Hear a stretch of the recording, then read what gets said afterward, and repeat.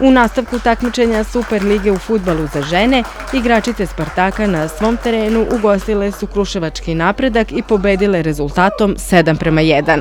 Prvi gol postigla je Jelena Marinić nakon što je prihvatila odbijenu loptu u kaznenom prostoru Napretka, šutirala je po zemlji kroz šumu nogu i pomalo neočekivano lopta je završila u mreži.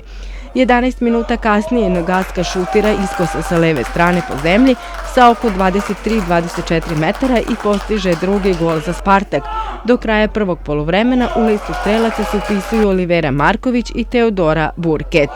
Na početku drugog poluvremena Suzana Petronijević iz slobodnog udarca sa oko 17 metara iskosa sa leve strane postiže najlepši gol na utakmici i smanjuje vodstvo Spartaka na 4:1.